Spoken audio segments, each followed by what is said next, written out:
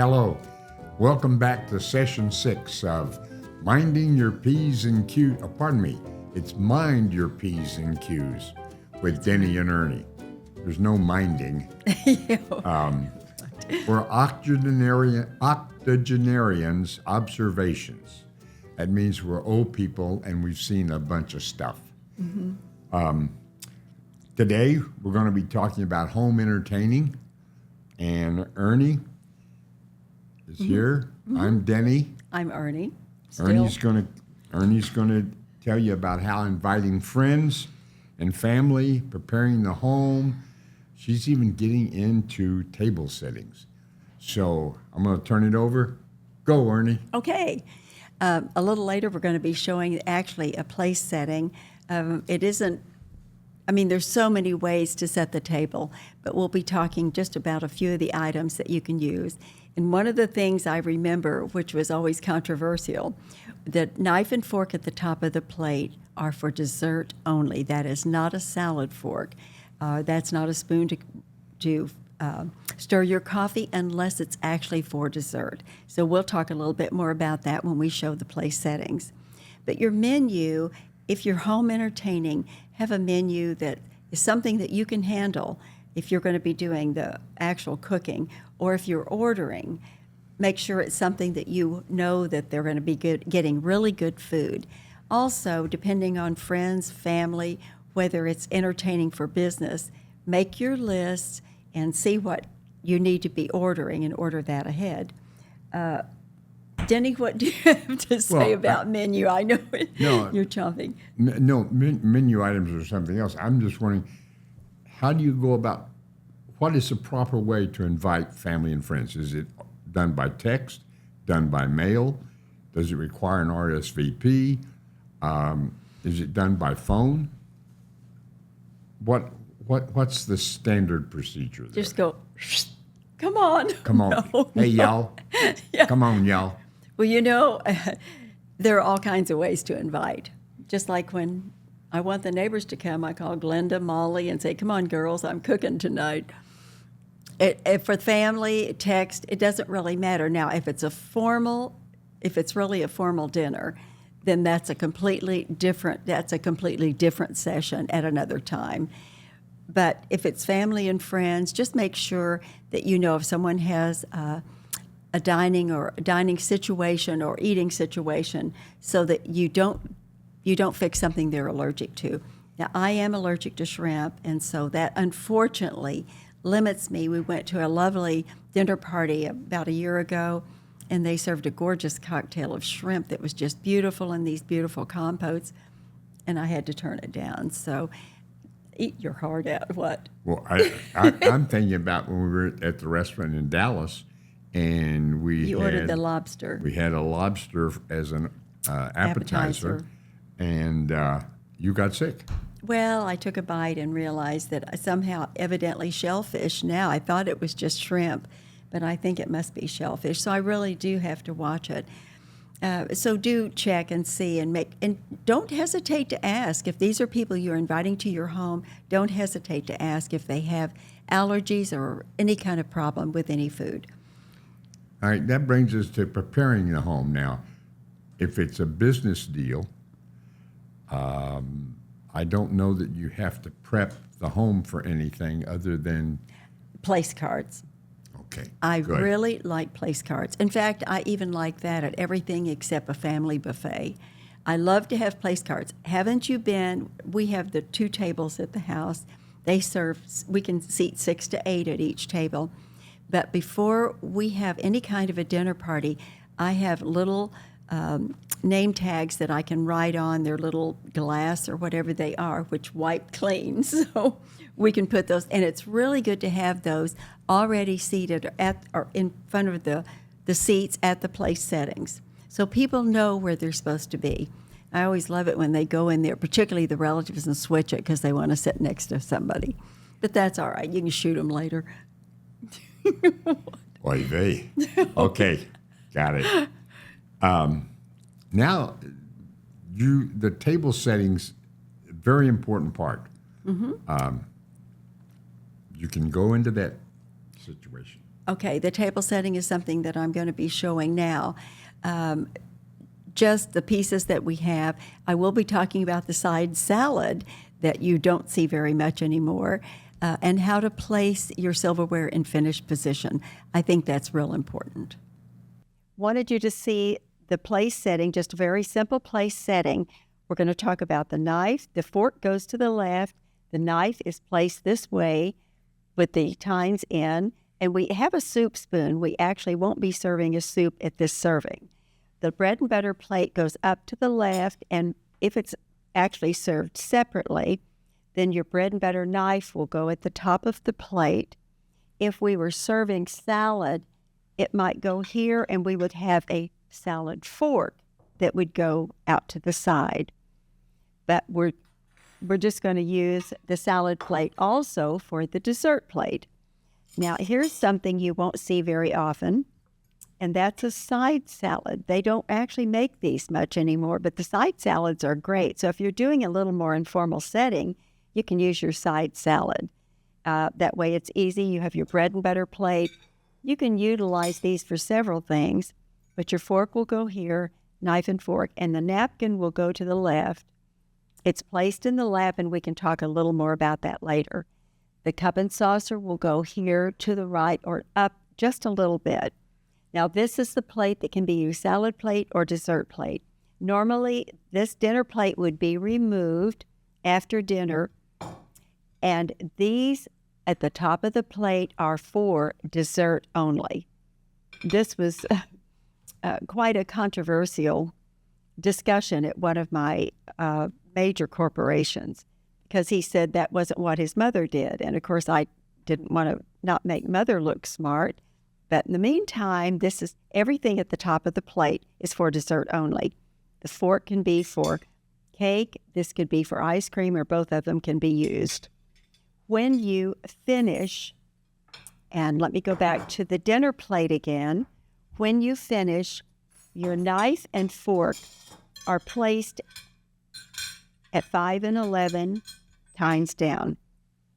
So in training the restaurant staff, a lot of the restaurant people would say, have you finished? Well, if the plate's clean, the silverware is placed like this, yes, you finished. So anyway, I hope this will help a little bit on place settings.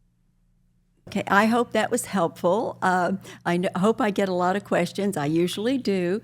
But finished position is 11 and 5, and that was one area that we want to make sure that you do know the finished position. In training in restaurants and waiters, I always like to make sure they knew that, so they didn't have to ask you, have you finished, when your silverware is in finished position.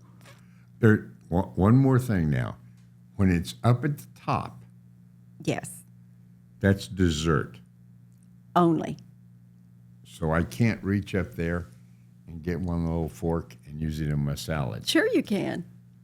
Sure you can. But you'll reach over and slap my hand. You got that. Yes. Okay. Oh, smart man. Just want to make yes. that sure. Well. Okay, now how about a menu?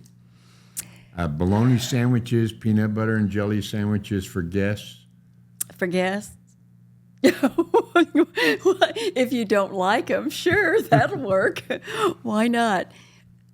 Denny, you know better. I mean, you always try to serve people something lovely when they come to your home, or nice. It doesn't have to be formal.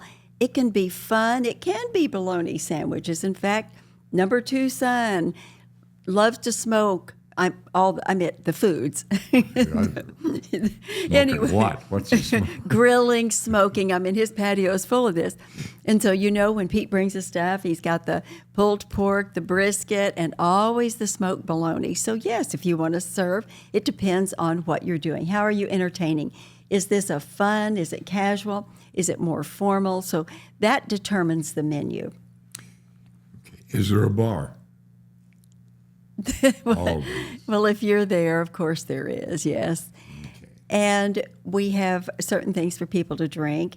And if we know that we have someone who usually drinks too much, maybe someone in the family by chance, we probably don't serve a bar filled, or maybe not serve at all. So it depends, again, on the family. Just be considerate. Take these things to heart, and And because if you're entertaining, it needs to be a fun, casual time or a little more formal. But if you're inviting people into your home, which I love to entertain at home, I want them to feel welcome and feel comfortable. Okay. In other words, you're saying use common sense? You think? Maybe. Common sense is distinctly uncommon.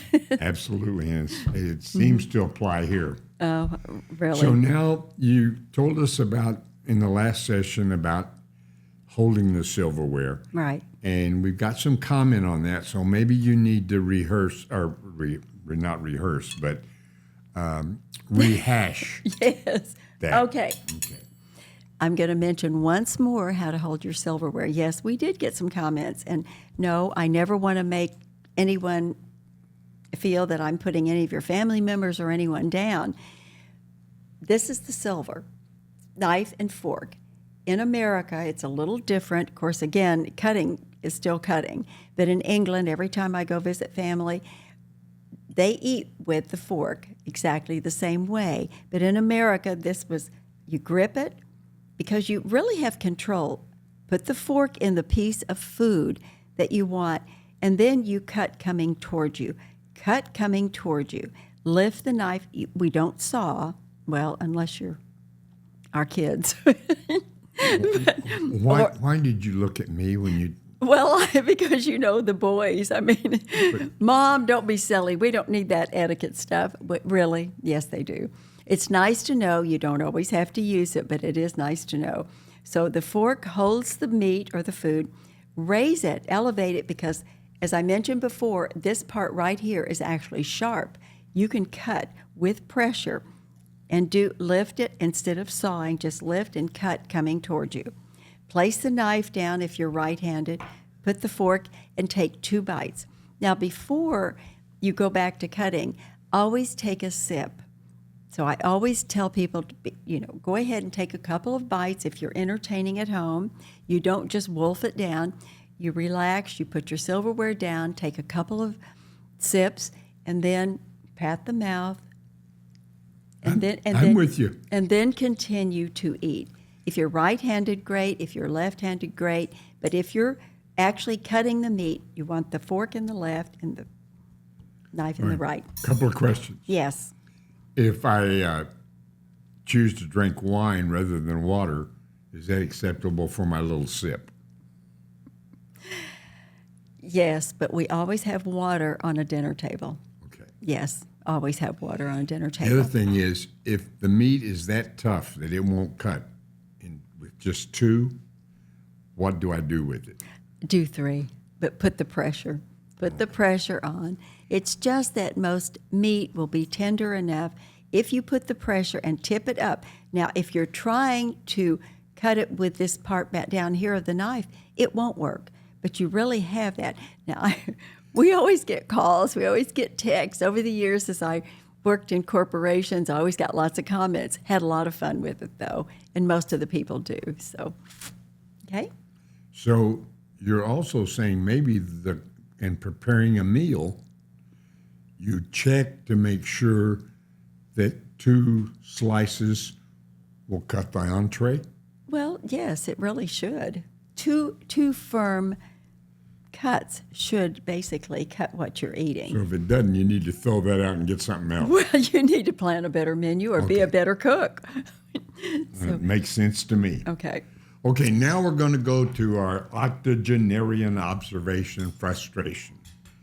And this is one.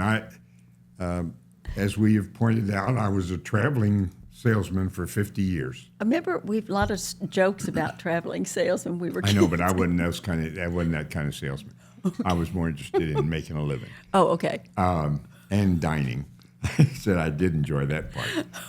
But one of the things that probably ticked me off the most was the lack of driving etiquette. And actually, it's gotten worse. Oh, yes. I'm totally amazed at the people that choose the fast lane, the left lane, and they get there and they go slow, and they force people to go around them on the right. If you're a slow driver, get your butt from the left lane to the right lane. Well, take the And rest let of the you in the people- car with you. Yes, take all of them. And let people go by you on the left. Now, I know that some states have it a law on the highway. If you're on the highway, the left lane is for passing. But you know what? You can take that same common sense and move it to the city streets. If you're running slow, sometimes you're causing more problems than the person that's going fast. Now, I that's should tell the story about my neighbor. I won't mention her name, okay. but she's on the turnpike. They have raised the speed limit to, was it 80 or 85? I think it was I 80. can't, 80. Okay. And she's teaching her grandson how to drive. And she will not let him go above 70. And I said, I won't say her name. But anyway, I said, oh my gosh, 70. And she said, well, the traffic was going by us. But she said, and it wasn't real busy on the turnpike. But she said, I'm telling him to stay at 70. And I said, the worst thing you can do is not have him keep up with the traffic, because somebody will be passing somebody and coming over a hill, and you're trying to do that, and you've got two in the lane, and you could cause an accident. So both of us drive the speed limit and keep up with the traffic, which you have to. And even though many times it's over the speed limit, you don't want to slow down, because you can be the one in that slow lane that can be causing all the problems. We're both frustrated about the driving. Well, and the next one is, I'm amazed, in fact, just astounded that so many of the, not all, but so many of the new cars don't have turn signals. I'm just astonished. I thought all cars had turn signals. We used to use, back when we first started driving, when I first started driving, That was left turn, right turn, stop. slow down and stop. We don't We use looked those. like cheerleaders. We don't use that anymore. So you know what? It's that little button on the left. You can push it up if you want to go right. You push it down if you want to go left. It's really simple. And the fact that you don't use it is beyond me. You're going to cause a wreck. You always say, I love that new car ahead of us. Isn't that a shame they don't have turn signals? Use Really. the turn signals. Please do. And the other thing is, just as a common courtesy, don't use your cell phone while you're driving. I know that states have a lot of signs up about it, but as somebody that's been following you, quit texting, quit talking on your phone, because I can tell when you start to slow down and then speed up and slow down and speed up, and you drift over the line, you speed up, you slow down, that you're talking. And your concentration is on the person you're talking to on the phone. The other one is, if you're going to use it as a GPS, that's cool. I don't have a problem with that. But it saved us, a lot of people, a lot of aggravation on left turns, right turns, how to get to the house, how to get to the office, how to get to the customer's residence, whatever. And we have to But use you know it what? a lot. Turn it up so you can set it down and listen to it. They'll tell you at the next light, turn left. At the next light, turn right. Don't hold it in your hand and try to drive and read it. That's not what it's for. Especially when you're using your telephone, it will tell you left, right, and so on. So, Honey, I can tell. We have really been traveling a lot, and we have been on the roads, and we have been so frustrated, and we've had to drive long hours. And yes, it is frustrating when we try to observe the law, we try to do what's right to make it convenient for the people around us. And yes, I know we've been frustrated. So, and we do trade off driving so Yep. that you can relax a little bit. and the last thing is truck drivers. Now, I got to tell you, truck drivers rank very high in my books. Since we have a son who is one. Well, and they're the first person that'll stop and help you if you're in distress. Usually. And they're really good. But some of them, I'm going to tell you, you got that big machine and you use it not in a nice way sometimes. So truck drivers, just be courteous to us poor stupid slobs that are out there just driving those four-wheelers and don't know what the heck we're doing. Give us a little break. Thank you very much. Now I'm out of it. Okay, good. Okay. Okay. Is that your frustration? Yep, and we've already covered comments because the comments were basically about the holding of the silverware, and we've covered that. Right. That was one of the big ones. And also handshakes. We do appreciate thoughts and comments on handshakes. And that was the other one in my companies and corporations and colleges and universities. They were glad to know about that. So we are ending this. Well, no, we want to bring up again, stay healthy with the X39 patch. Oh, boy. If you're into stem cells and stem cells regeneration, get in touch with us. Mm-hmm. Okay? Now, the next season, or the next session, not season, session, we're going to go back to some of the basics. You brought up, I think, in last session. The trad wives. Yes. The trad wives, yes. These are young ladies who really want to go back to traditional. We appreciate that. Also, we want to thank Lead Line Products, as we call them, Joey, Josh, and Wyatt, who help us. They're the ones who have to do the filming and listen to us with all the things and make the suggestions. So we thank them so much. They're great. And you notice how when they take little naps while we're talking, they don't snore? Well, I'm so glad, because sometimes they nice. say old people are really boring. So I don't know. I think they're doing really a good job. They're staying awake, and you don't hear them much when their head hits the table and they go to sleep. So we're really thankful for that. So thank you so much. And with that, we can say goodbye. Well, no, we remind them, little crawl across the bottom is our email address. Right. It's dennyandernie@gmail.com. And you can email us. We love to have them. Or text us at 918-568-2368. 918-568-2368. No voicemails. We don't have the staff, although we get kidded about not having staff. We don't have the staff to answer voicemails. We don't have enough staff. Well, you're basically looking at it. It's a little more than that, for sure, but don't. All right, goodbye. Have a great day. Thank you. Bye-bye.